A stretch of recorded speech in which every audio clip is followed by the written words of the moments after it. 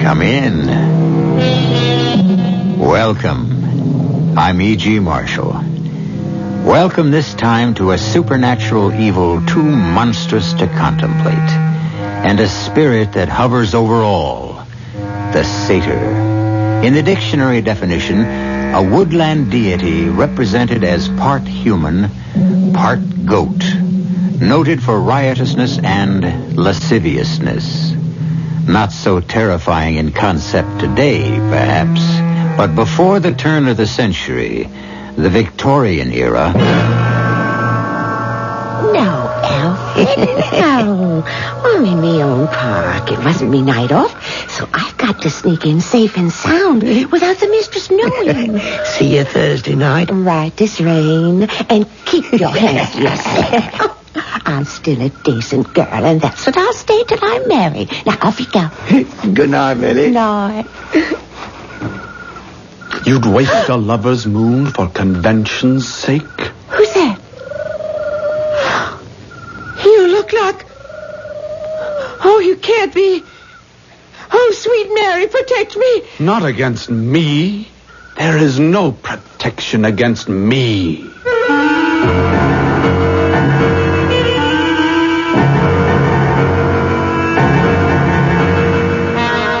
Our mystery drama, The Death Wish, was written especially for the Mystery Theater by Ian Martin and stars Ann Petoniak and Court Benson.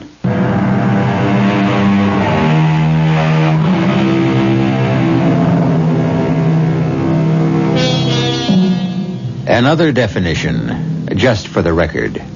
Another dictionary. Satyriasis. An abnormal sexual desire in men.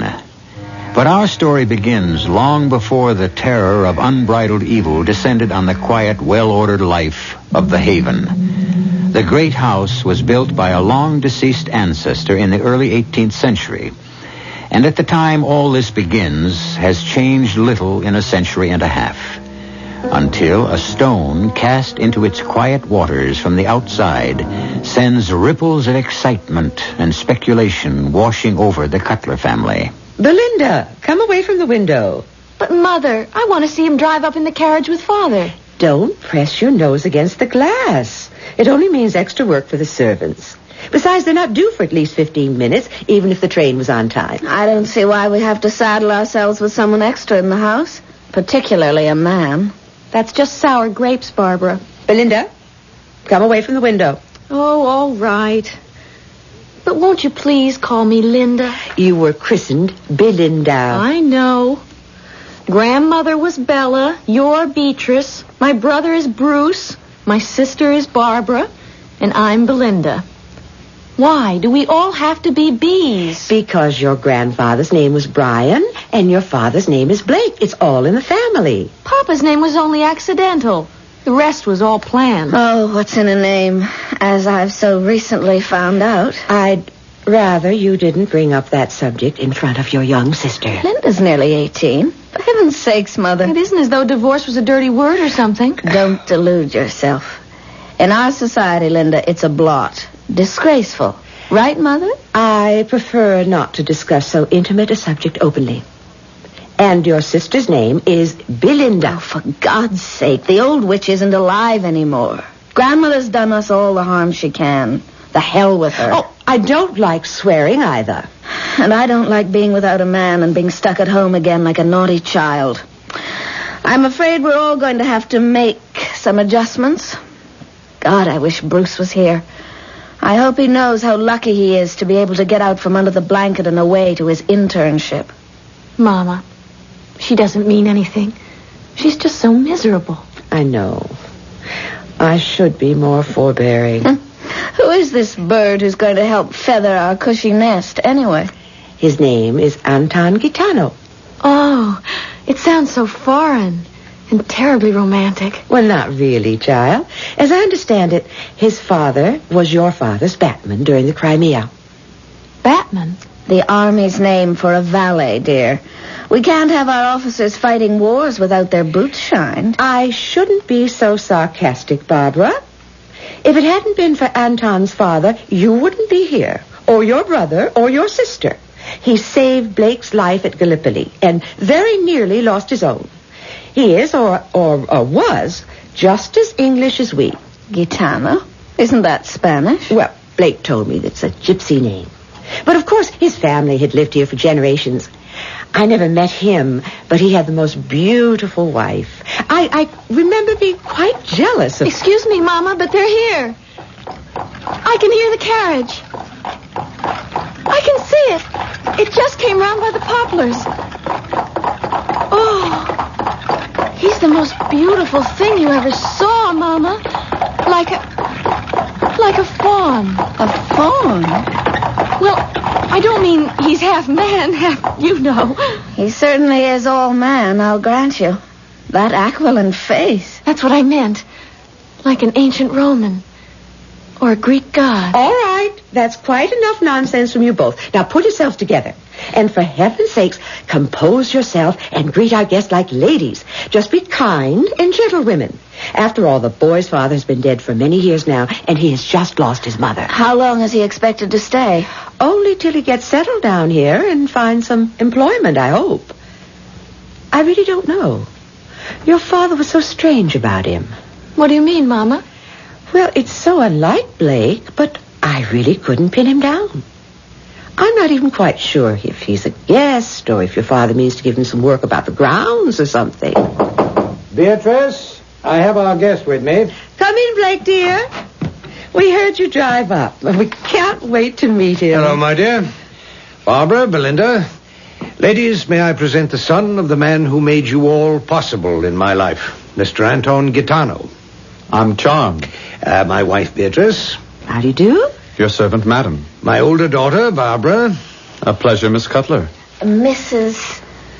Trenholm, actually. Ex, since I'm no longer married. My condolences about your husband. Oh, he didn't die. I divorced him. The more fool he for deserving such a fate. And the world is a better place. Yes, and my youngest, Belinda. Charmed. I hope I can be sure that you're still unattached and fancy-free. Belinda isn't even 18 yet. Anyone so beautiful would have to be. Although she seems so much more mature. You're very continental. You know just the right things to say. Do I? Then I am pleased. Because to tell you the truth, I'm shaking in my boots. You find her so formidable. Perhaps my butterflies come from being among such a bevy of delightful female companionship. Or that I feel dusty and travel-stained. Would you ladies excuse me if I change and freshen up? Of course, Anton. May I call you that? I wish you would. Very well, then, Anton. We're the ones at fault. We should have given you at least a moment to yourself before plunging you into the family circle. Blake, shall I ring for Jarrett, or will you see Anton to his room? Jarrett's seeing to the unloading of his baggage right now. I'll show him. Where have you put him? Well, I thought with Bruce away and so many clucking hens on the second floor, he'd be happier with the third floor almost to himself. The maroon and gold room? I'll be happy whatever room you put me in. Wherever it is, I'm really an imposition. Oh, we don't feel that way at all. Please. I can only hope to repay you for your welcome. I'll see you up, Anton. Beatrice, ring down and tell Jarrett where to send his luggage. With your permission, ladies, I shall see you at dinner. And I hope to be a bit more presentable than now. Yes, I'd like to have a word with you, Beatrice, as soon as I see Anton settled. Of course, dear. In the library? Yes, dear. Oh, Mother. Looks like you're in disfavor. Oh, did I know the young man would be as charming and educated as he turned out to be? What difference does that make? Oh, my dear innocent. Banished to the third floor, practically with the help. I'm afraid Father thinks Mother made a slight social gaffe. The help are on the fourth floor.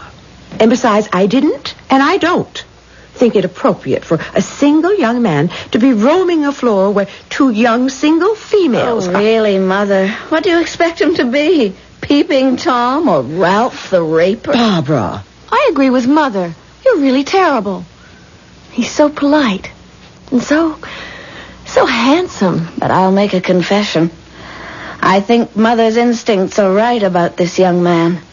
For all his charm, I wouldn't trust him on the same corner with me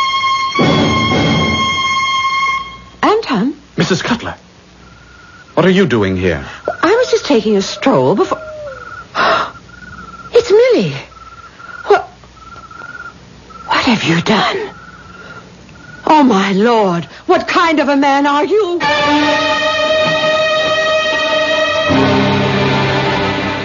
What indeed has Anton done? And as our story progresses, more and more that question will be asked. What kind of man are you? Not alone by the people in our story, but by you who listen to this strange history that unfolds. I'll return shortly with Act 2.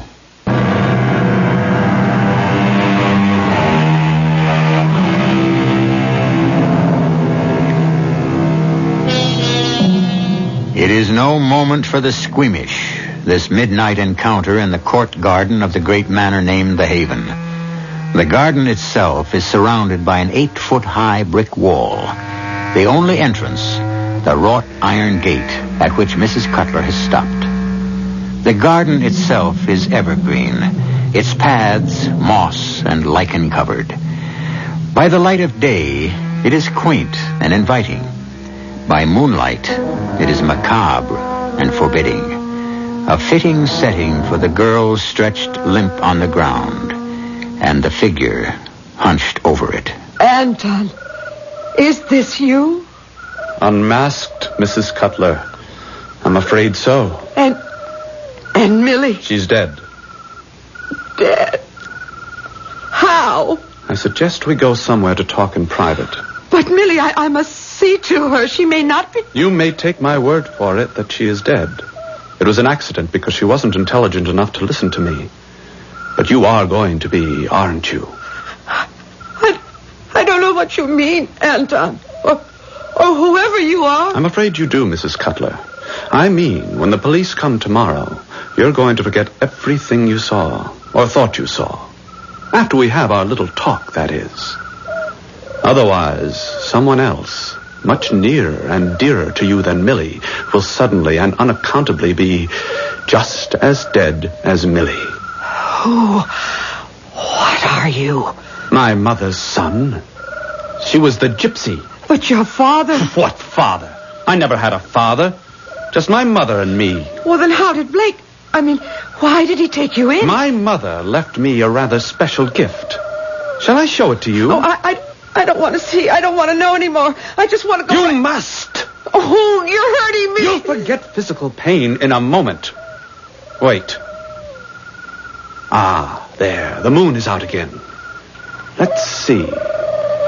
Yes, he'll do. You see the owl sitting there in the tree? No, there. Straight ahead of you. Yes, I see him. Then watch. Owl perched high above my head. Hear you this? I wish you dead. Good Lord. Any living creature, any time I wish. Your husband, your son, your daughters. If you cross me, I wish them the same. That's why you will remain quiet about anything and everything you have seen in this garden.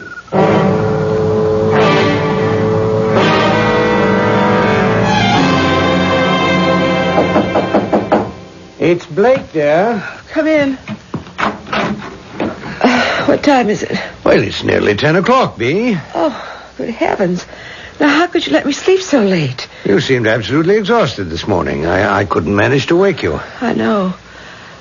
I had a terrible dream. Must have been a dream. Kept me awake till dawn. What kind of a dream? Oh, it doesn't matter. I don't want to talk about it. 10 o'clock? What are you doing home from business? Well, there's been a terrible accident. A what? I'm afraid the police are here, and they wanted to ask you a question or two. Me?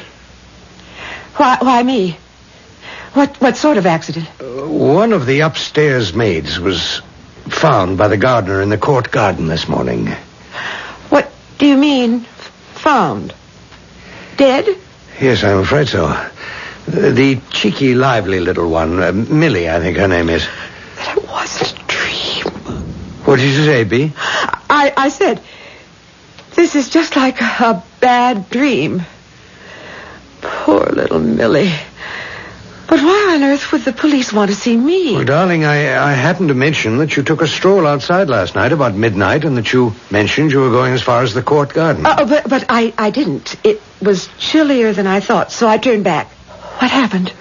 Well, it's all so strange. Apparently, Millie nipped out of the house last night to meet a boy she knew. Alfred Pinster. He's a local groom at the public stables. And they think he did it. Oh, no, he's in the clear. Fortunately for him, the ground in the court garden was damp. There wasn't a trace of his footsteps in there. Only the girls and... And what else? Well, what killed the poor child? That vicious billy goat of Tam Pierce's. Apparently it got loose last night and chased Millie into the court garden. I suppose she thought she could close the gates and keep him out, but he got in after her and... And what? Well, his hoof marks were all over the place. Oh. Even on... Well, he must literally have trampled it to death. Oh, how terrible. Yeah, it was a lucky thing for young Alfie, though. Otherwise, it would have looked like a plain case of, to be polite, assault. That, too. Well, let me get dressed. I really should talk to the police myself. Well, good morning, Mr. Gypsy. And to you, Mrs. Trenholm. A victory for accuracy. We both have each other's names correct. You speak Spanish? Not much, but I looked up Gitano. It rang a chord. A pleasant one, I hope. Nothing pleasant about this morning after what happened to poor Millie. I've got to get some fresh air. I'm going for a ride. Excuse me. Would you allow me to join you? Suit yourself. But I warn you, in my present mood, I'm somewhat restless. I accept the challenge. Challenge? It was more of that than an invitation, wasn't it? I'll leave you to make up your own mind about that. Come on, if you're going.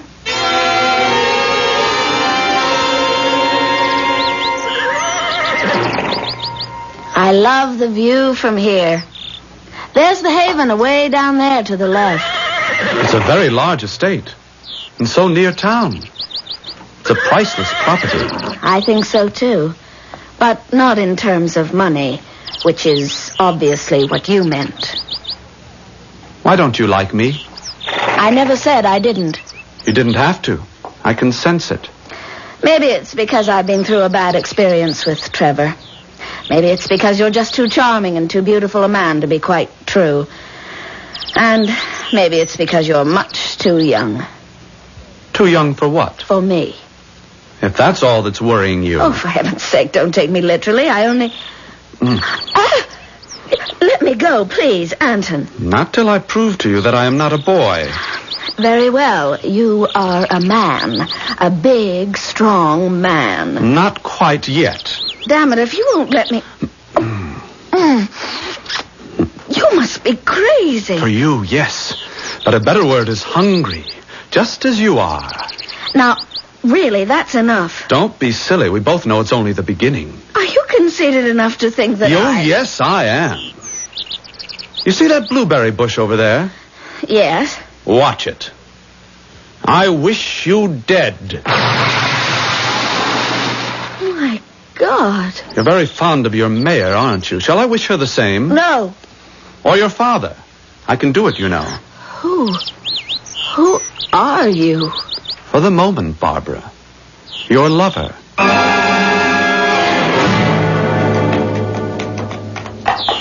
You might as well have wished me dead. I doubt it.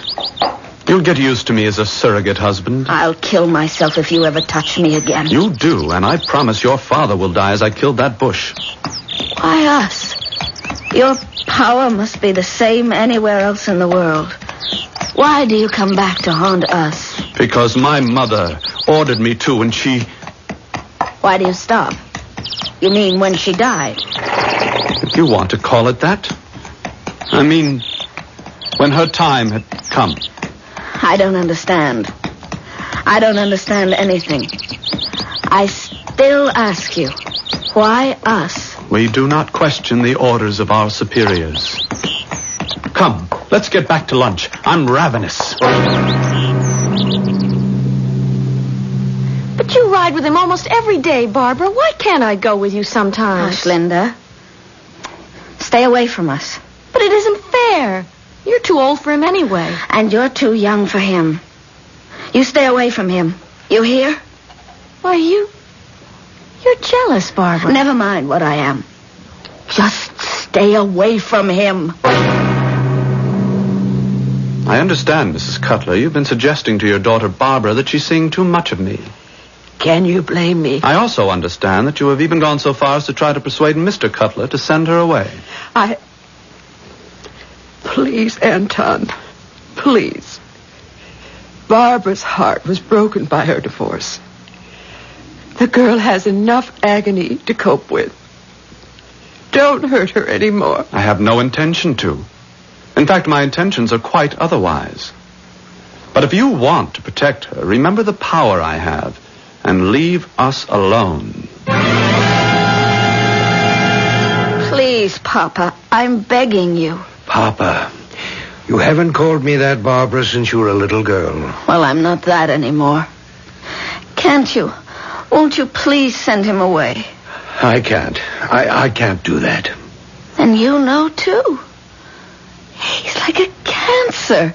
Spreading and spreading till he infects and destroys us all. And how can we stop it? We're like puppets. All he has to do is pull the strings, and we have to dance to his command. We've got to stop him somehow, or we'll all be as good as dead. Stunned and shocked, Blake Carter stares at a beloved daughter who is emotionally coming to pieces before his very eyes. And yet, in those eyes, can we detect a puzzlement, a bewilderment that suggests he doesn't fully comprehend exactly what she's talking about? We'll find that out when I return shortly with Act 3.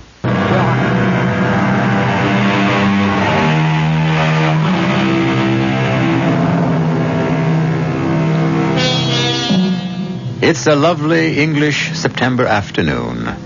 The sun, streaming down from a cloudless sky, throws a dappling of lacy shadows on the bright green lawns as it streams through the trees. From the outside, the great manor seems well named, the Haven. But inside, something dark and insidious is growing, like a black, invisible mushroom, poisoning the atmosphere the Cutlers breathe, threatening their very lives, one by one. In the library, Barbara and her father remain as we left them, facing each other, gripped by emotions not yet fully explained. What do you mean, as good as dead? Let's not fence with each other, Papa.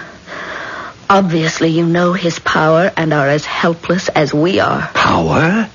I don't understand you. To kill anything he wants, just by wishing it. Barbara, I really don't understand what you're saying. What do you mean his power to kill anything he wants to? Didn't he show you? Did you just take him at his word? Barbara, come, sit down for a minute. You're shaking all over. What is it, child? Oh, it's just remembering those first terrible, awful moments. Oh, Papa, he scared me. He really scared me almost to death. All right, darling. I won't let anything else hurt you if I possibly can. I couldn't help with Trevor, but I can with Anton, whatever it is. Tell me about it.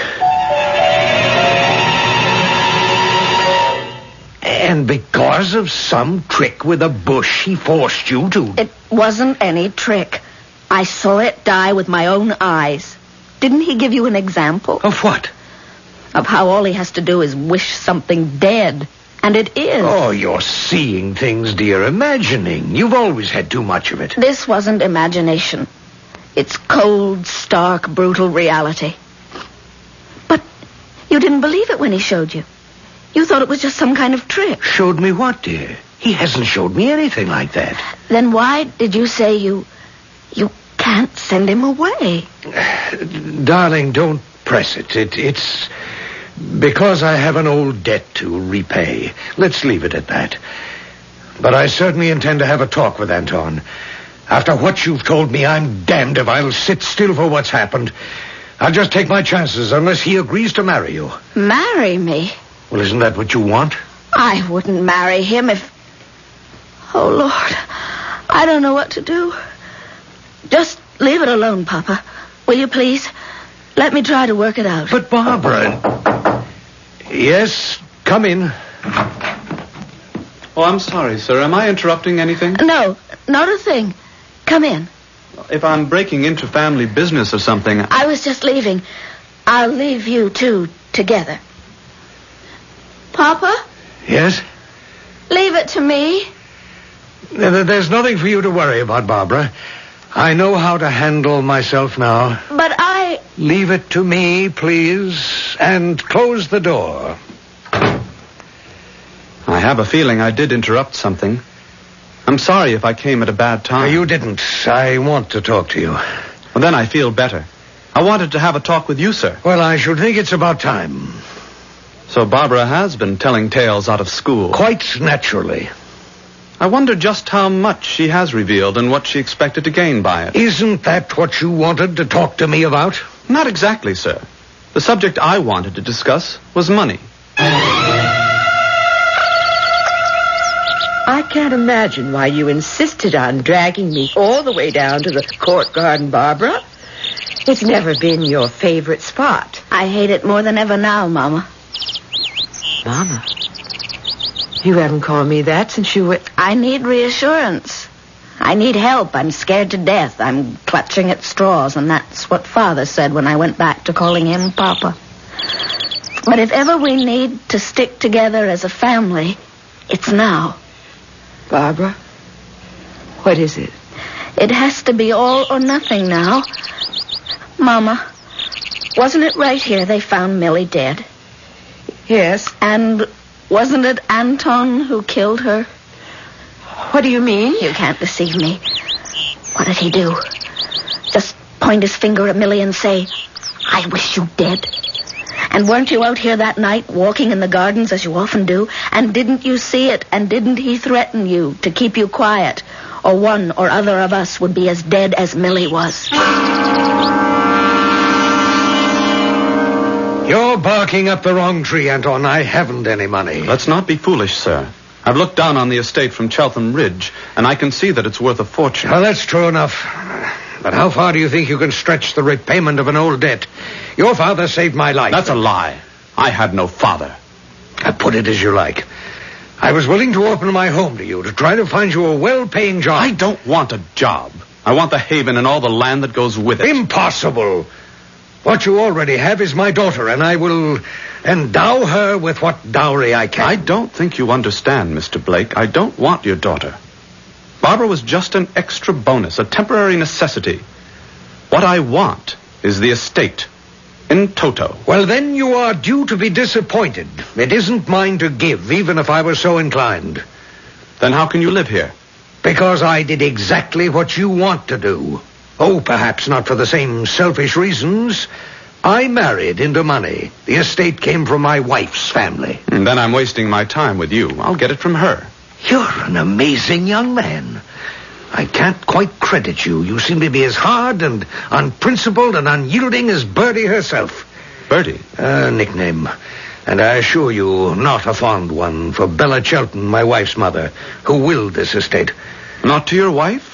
No, not to my wife. For reasons you perhaps know, she disapproved of our marriage, nor to my son Bruce. Barbara. Bertie didn't believe in divorce. Ah, then to Linda. To Belinda, a minor, in trust for 3 more years. So you see, your demands are impossible as well as unreasonable. But that isn't the point. Of course it is. She's an engaging and nubile youngster, and I know how she feels about me. We can get married right away. You'd need my consent, and the only way you'd get it is over my dead body. I'm past recognizing the cost of your threat to me and mine, and I... Hold up, old man. Whatever Barbara has told you, perhaps you don't recognize or refuse to accept the real cost. Very well. This is the moment of truth. Let's see. What's that? That's Scout, my retriever. It isn't important now. Oh, you'd be surprised how important. Down, boy, down. Sit. Why did you let Scout in? To wake you up to what you face. What are you after? Your promise that your rich little daughter shall be mine, body and estate. Or you start to lose everything you love most. Starting with, what was that asinine name of, Scout. You must be mad. If you don't accept my proposition, so must you be. Now, look here. Certainly I knuckled under to you and your mother to save my happiness.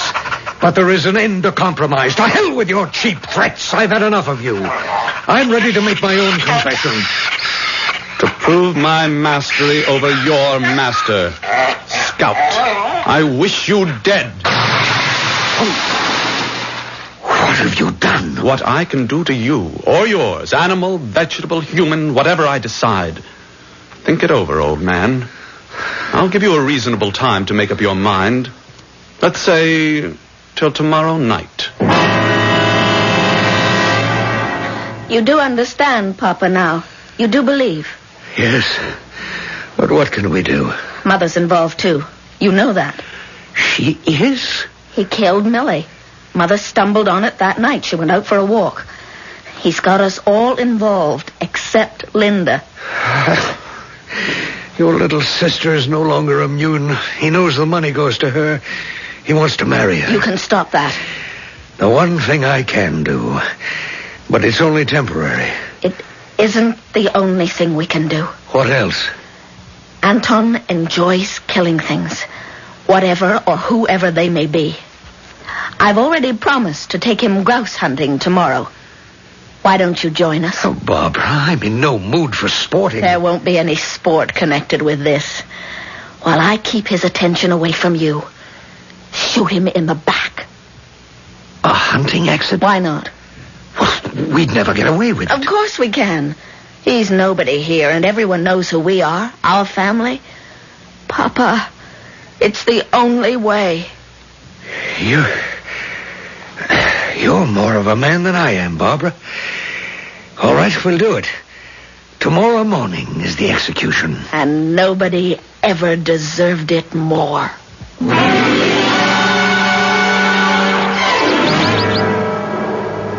I've been looking forward to this. I'm very glad you made up your mind about Linda and me, sir. She's happy, too. Yes, the only thing to do. I haven't said anything to either of the girls, huh? No, better not. Might be a little difficult. When do we flush some birds? I miss old Scout. I am sorry about that, but I have to prove a point. I think we have some game. Where? This way, towards me. Coming. Okay, Dad. Shoot. Shoot. But there are no birds. Oh.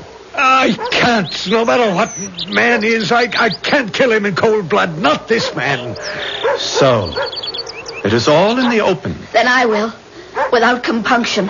In the back, where he deserves. Hold it. Don't turn. I'll even drop my gun. Fire if you want, Barbara. But I can wish faster than the shot can travel. Or you, Mr. Cutler. I can wish you all dead. But I'm sure one is enough. The innocent one. The one far away. Your son. Your firstborn. Now I offer you the challenge. Fire if you want. But if any of you wish to stay alive, let me prove my power now and forever. Wherever he is, your son, your firstborn, I wish him dead.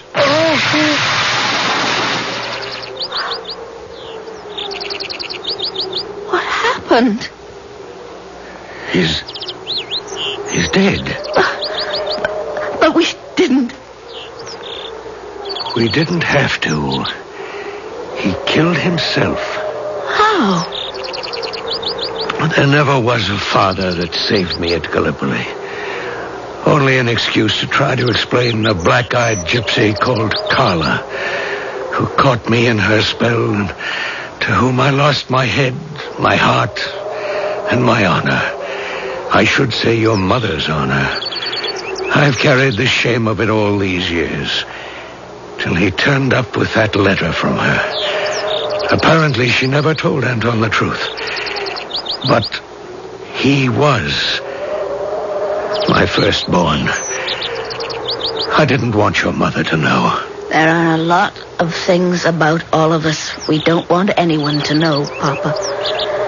And when you said she cast a spell, perhaps you were right. He said himself she was a witch. And look, now, where he's lying. What do you mean? I've felt it. Heaven help me. But maybe that's only in my mind. Still, I see him from the waist down, all hair and 2 cloven hooves. It was poor, innocent Linda who first called him a fawn. He was far more evil than that. Thank God he is without life, because what I see lying there is a satyr.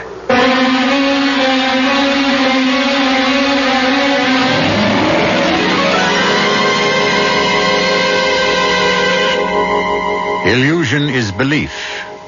Belief is illusion. When the authorities picked up the body from the heath, there was nothing unusual about it. A hunting accident, most regrettable. But luckily there were none to mourn save the Cutlers. We have told you a Gothic tale of ghoulery, which for once ended not in despair, nor perhaps in happiness, but at least in relief and freedom. I'll be back shortly.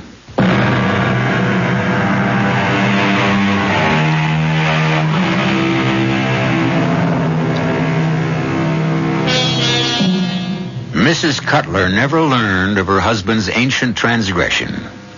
Barbara married soon after and was a woman who had learned how to make marriage work and thrive. And Belinda finally got her family to call her just simply Linda, which was enough for the moment. She spent a few tears over Anton, who might have been, but being her age was soon adjusted to whatever was to be. A state, as long as it is expectant and hopeful, which is the best any of us at any age can ask for. Our cast included Anne Petoniak, Roberta Maxwell, Jada Rowland, Court Benson, and Michael Zaslow. The entire production was under the direction of Hyman Brown. This is E.G. Marshall inviting you to return to our Mystery Theater for another adventure in the macabre. Until next time, pleasant dreams.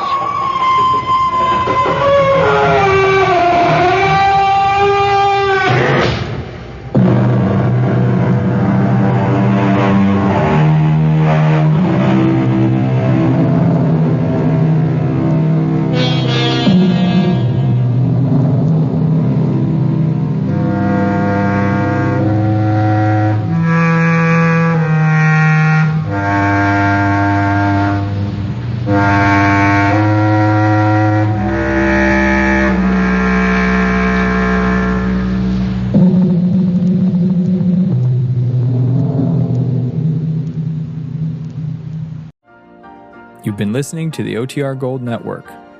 Find more classic radio at otrgold.com.